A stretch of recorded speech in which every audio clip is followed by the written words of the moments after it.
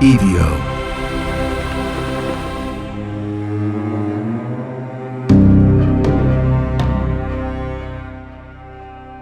Winter is the season that we pretend is empty. Bare trees, frozen fields, mountain trails erased under snow. The landscape looks stripped down to its bones, quiet and still, like the world has exhaled and stopped. But in the high places of Europe, right near where these Winter Olympics are being held, people never believed that winter was empty. They believed that it was crowded with things that only come out when the days are short, when the air bites, when the world goes silent enough for older sounds to return. In villages tucked beneath the Alps, in valleys shadowed by the Dolomites, in towns where smoke curls from chimneys into early darkness, winter was never just weather. It was a presence. And for centuries, people didn't just endure it. They dressed it up. They gave it faces, they gave it beaks and horns and cloven hooves, witches made of straw and bone. They built monsters out of winter and then marched them through the streets. Because sometimes the only way to survive the dark season is to make the dark visible. Tonight on The Devil Within, we step into 3 winter figures from Alpine folklore, beings meant to scare, to warn, protect, and purge. Creatures born from snowbound isolation and the human need to believe that even the coldest season has a shape. In a few chapters from now, we're going to meet the first of them, a beaked figure that rattled through Swiss villages, not to entertain, but to drive something unseen away. Welcome back to The Devil Within.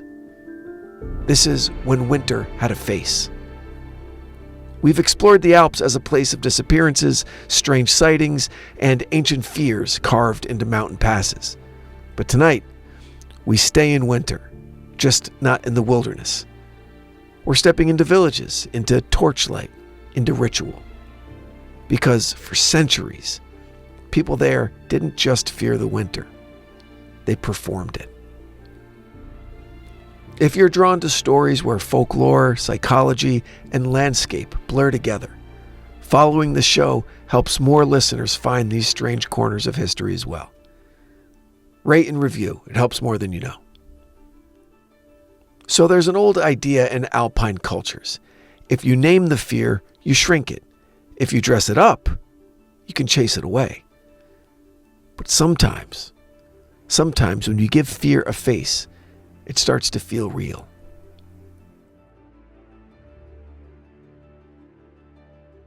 Chapter 1. The Schnabelgeiss, Winter's Beaked Messenger. In the high valleys of Switzerland, winter does not arrive quietly. It announces itself in wind that rattles shutters, in snow that swallows roads, in a silence so deep it feels like the world has pulled away from you. For centuries, people living in these mountain villages understood that winter wasn't simply a season. It was an endurance, a test, a long stretch of darkness where illness spread easily, food was scarce, and isolation pressed in from every possible direction. And so, they did something pretty remarkable. They made winter walk. In several Swiss regions, old seasonal rites brought masked figures into the streets during the darkest part of the year. Among the strangest of these figures was the Schnabelgeiss, the beaked goat. Not a saint, not a hero, not even really a spirit in the comforting sense. The Schnabelgeiss was unsettling by design. Descriptions vary depending on the valley and the century, but certain elements persist. So, a hunched, animal-like body draped in hides or rough cloth, a large, exaggerated beak protruding from a carved wooden mask, horns or antlers rising above the head, bells, chains, and wooden clappers attached to the body so that every step produced noise, harsh, clanging, impossible to ignore. Now, this was not meant to delight. It was meant to disturb. Winter monster traditions across the Alps served a ritual purpose.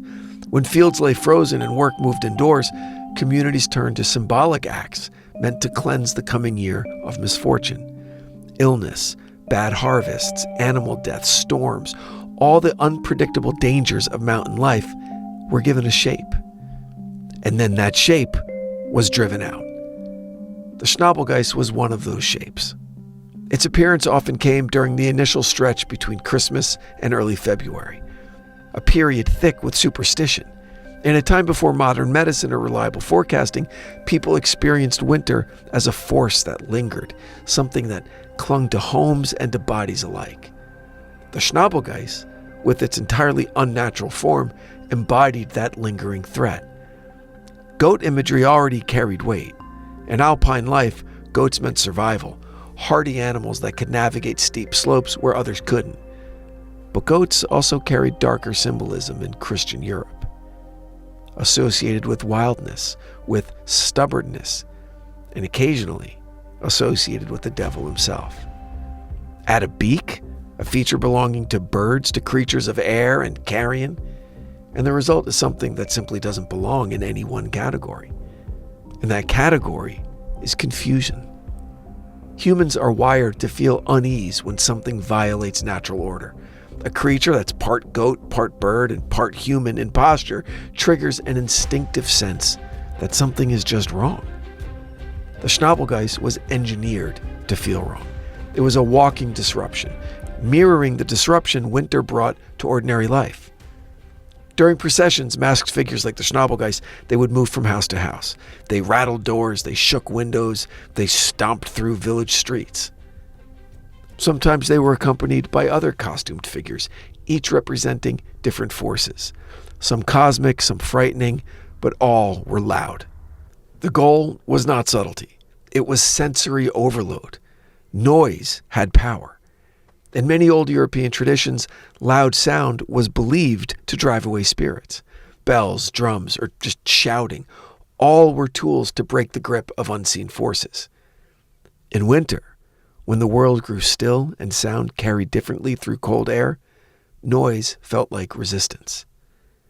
The Schnabelgeiss's clattering presence turned silence into chaos, and chaos into cleansing. Children often feared these creatures, and that fear was part of the ritual's intensity. Winter itself was frightening. People died in winter, crops failed in winter, livestock perished in winter. By giving that dread a body, communities could confront it, even if only symbolically. The creature could knock at the door, but it could also be chased away, and that act, the chase, mattered deeply. After parading through the village, these figures were often symbolically driven out beyond its boundaries. And the message was clear. Whatever ill fortune clung to the community was leaving with them. Psychologically, this was profound. In a season defined by waiting for thaw, waiting for safe travel, waiting for the sun's return, rituals like this gave people agency. They couldn't stop the snow, but they could perform a removal of its spiritual weight. They couldn't control avalanches or illness, but they could stage a victory over their fear. And in small, tight-knit mountain villages, shared belief amplified the effect. When everyone participates, the symbolic becomes communal truth. The Schnabelgeiss also reveals something deeper about how humans respond to uncertainty.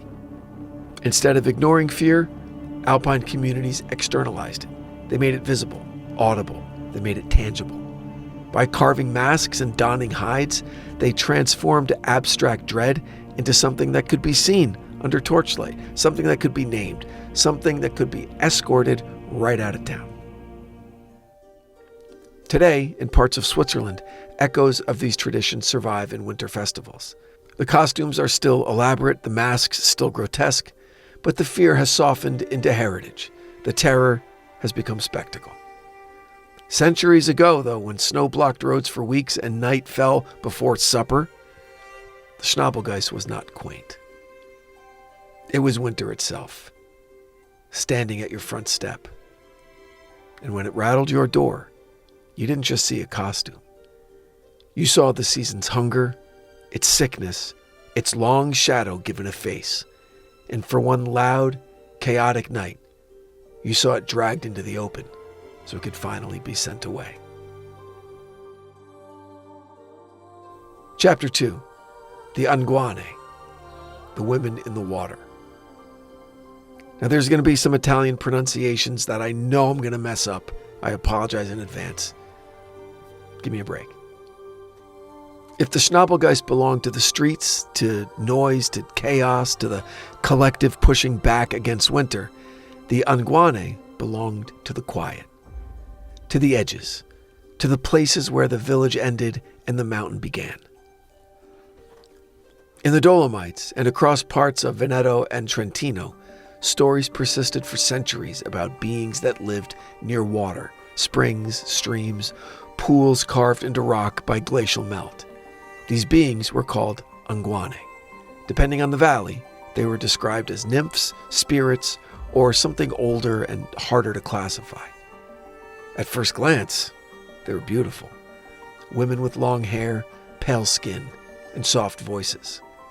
Sometimes they were seen washing clothes in icy streams. Sometimes combing their hair beside waterfalls, even in winter. Sometimes weeping, their cries echoing strangely in cold air. And in winter, those sounds carried farther. And that was the danger. Because winter in the mountains plays tricks on the senses. Snow absorbs sound in one moment and reflects it in another. Distance becomes deceptive. A voice that seems close could be far away or not there at all. The Anguane were said to call out to travelers, especially men walking alone. A voice in distress, a plea for help, a figure glimpsed through trees just off the path. And in the half-light of a winter afternoon, with fog or falling snow blurring the edges of the world, it wouldn't take much to believe that someone needed your help. And so the traveler would step off the trail. That single step was sometimes fatal. Now the Anguane were tied to water, and water in winter is one of the most dangerous forces in the Alps. Streams freeze over suddenly. Ice hides depth. Snow bridges form over rushing currents, appearing solid until they collapse under your weight. Many who disappeared in the mountains likely fell victim to exposure, slips, hidden crevasses, or icy torrents. But communities trying to make sense of these sudden, inexplicable losses, they reached for a story. They imagined a presence. The Anguane. These beings, it was said, could enchant with their voices. They could appear lost or injured. They could lead a traveler away from safe routes and toward ravines, toward frozen pools or unstable slopes. Some tales say the victim would follow willingly, entranced. Others say he would realize something was wrong only at the last moment when he looked down and saw her feet. Now that detail appears again and again in this lore. Cloven feet like a goat's, or webbed feet, or feet turned backward. The specifics vary, but the function is the same. The feet are always the reveal, the proof that what you're looking at is not human. But by the time you see the feet, you're already too far from safety. Like many alpine figures, the Anguane sit in the space between old pagan nature spirits and later Christian symbolism. Cloven hooves obviously evoke the devil in Christian imagery. Water spirits echo older, animistic beliefs in rivers and springs as living forces. Over time, these layers fused. But beneath the theology, the psychological core is clear. The Anguane represent the danger of longing. Winter is a season of deprivation, less light, less travel, less social contact. Loneliness becomes a physical sensation, a hollowing. In that state, the promise of another human presence, someone calling your name, someone needing you, becomes almost irresistible. The Anguane exploit that need. They appear not as monsters, but as relief from that isolation. They're a mirage of companionship in a landscape that can kill the solitary. Oh, and there's another layer too, the danger of beauty in a hostile environment. Snow can look soft and inviting. Frozen lakes can look, solid. Sunlight on ice can sparkle, masking thin surfaces and hidden currents. The Anguane are winter personified, in feminine form, alluring, gentle at first glance, but deadly underneath. Some tales say they drown those that they lure. Others say they simply vanish once the victim has wandered far enough to succumb to the elements. In either case, the responsibility shifts from random accident to narrative logic. Someone was taken, someone was chosen. The loss, senseless as it feels, becomes part of a pattern, and patterns are easier to bear than chaos. Stories of the Anguane also served as warnings, especially for young men traveling between villages, herding animals, or working alone in remote areas. Don't follow voices. Don't trust appearances. Stay on known paths. Turn back before dusk. In that sense, the Anguane are guardians in reverse, protectors disguised as predators. Why? Because their stories keep people alive by teaching them what not to do. But, like all enduring folklore, they also express something deeper about the human mind under strain, something I've gone over 1,000,000 times. In this case, extreme cold and isolation can alter perception. Snow blindness, fatigue, and hypothermia can cause hallucinations, voices, figures, movement where there isn't any. A lone traveler in deteriorating weather might truly believe that someone was nearby. And the Anguane give that terrifying possibility a pretty face. Not madness, not misperception, a presence. And in that framing, the experience becomes part of a shared world, not an individual failing. In winter, when the landscape becomes unfamiliar, people rely on stories to interpret what they see. The Anguane move through that interpretive space, half warning, half explanation. They remind the living to respect the mountain's boundaries.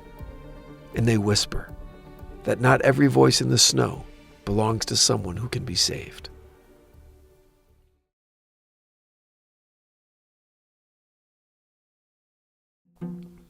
Chapter 3.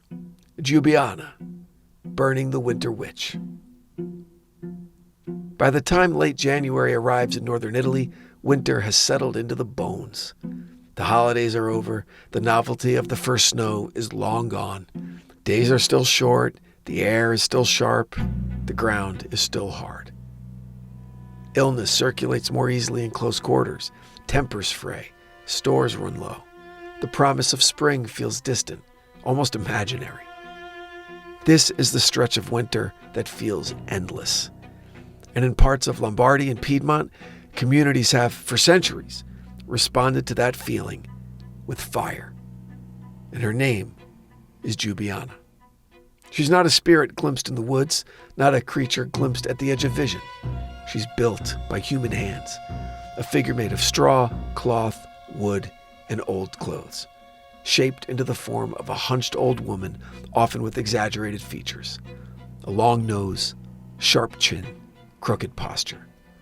Sometimes she carries a spindle, sometimes it's a broom, sometimes nothing at all.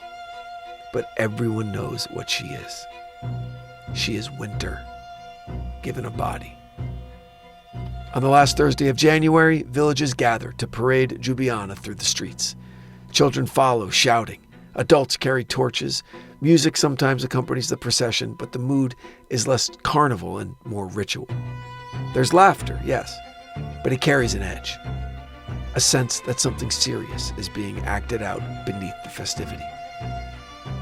Because Giubiana is not just a witch in the fairy tale sense. She's hunger. She is sickness. She's the slow grind of cold months when the land offers nothing new and the sun seems reluctant to return. In older agrarian life, this was the most precarious time of year. Food supplies were at their lowest. Livestock were the most vulnerable. Illness could sweep through homes that were sealed tight against the cold. People had survived the early blows of winter, but endurance was now wearing thin. Giubiana represented that weariness turned hostile. Some local legends describe her as a witch who brought misfortune to the village. spoiling crops, causing illness, souring milk, stirring up conflict between neighbors. Others frame her a bit more abstractly as the embodiment of winter's destructive side. Either way, her fate is the same. At the end of the procession, Ljubljana is placed atop a large bonfire.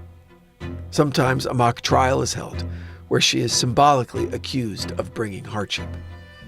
The charges are often delivered with humor, but the emotional undercurrent is real. A naming of all that has gone wrong in the past year. And then the fire's lit. Flames catch quickly in dry straw and cloth. The effigy blackens, collapses, and disappears into sparks and smoke. The crowd watches, children stare wide-eyed. Adults feel the heat on their faces, the first real warmth outdoors in months. And in that moment, something shifts. The destruction of Ljubljana is not subtle symbolism, it's visceral. Light and heat against darkness and cold. Community gathered in a circle against the isolation that winter enforces. Shared food, shared laughter, shared attention focused on a single cleansing act. Psychologically, this ritual does something powerful. It takes diffuse anxiety, all the small, unspoken worries that accumulate in a long winter, and concentrates them into one figure. Instead of fearing everything and nothing, the community fears Ljubljana. Instead of enduring passively, they act, they accuse, they burn. The result is catharsis. And the timing matters too. Late January sits just on the edge of seasonal change. Days are lengthening, even if the cold remains. By destroying the winter witch at this liminal point, people symbolically push the season over the threshold, willing it to release its grip. There are echoes here of ancient European fire rituals, midwinter bonfires meant to strengthen the sun, to purify the land, to mark the turning of the year. Ljubljana folds those older patterns into a local, personified form. She's not an abstract season. She's the enemy, visible but defeatable. And there's another layer beneath the celebration. Ljubljana is almost always depicted as an old woman, frail, bent, associated with age and decay. In some tellings, she's outwitted by villagers or by children, tricked into her own destruction. And this reflects a common pattern in European folklore, projecting fear of decline, scarcity, and mortality onto a witch figure. By burning her, communities symbolically reject those fears, even as they know such realities cannot truly be banished. The fire doesn't end winter, but it does end winter's psychological dominance. After Ljubljana burns, there's a sense, subtle but real, there's a sense that the worst has passed. People begin to look forward. They speak of planting, of travel, of festivals yet to come. The ritual marks not a meteorological shift, but a deeply felt emotional one. In a world without central heating, without global supply chains or instant communication, morale equaled survival. And keeping hope alive through the hardest weeks of the year was as important as grain storage or livestock preservation. Ljubljana's ashes fall onto snow that still lies thick on the ground, but in the minds of those who watched her burn, something has begun to thaw. They have seen winter's face, they have named it, and together, in a ring of firelight beneath a cold alpine sky, they've sent it up in smoke. Winter in the Alps has always been more than weather. It's pressure, it's isolation, the slow narrowing of the world to what can survive the cold. And in that narrowing, people have always reached for ways to make the invisible visible. A beaked creature rattling chains through Swiss streets, water spirits whispering from frozen streams, a witch of straw carried through an Italian village and burned into a tower of sparks. None of these rituals stopped the snow from falling, none shortened the night, none guaranteed safety. But they gave shape to fear. And when fear has a shape, it can be faced and chased and burned. named out loud in the company of others instead of suffered alone in silence.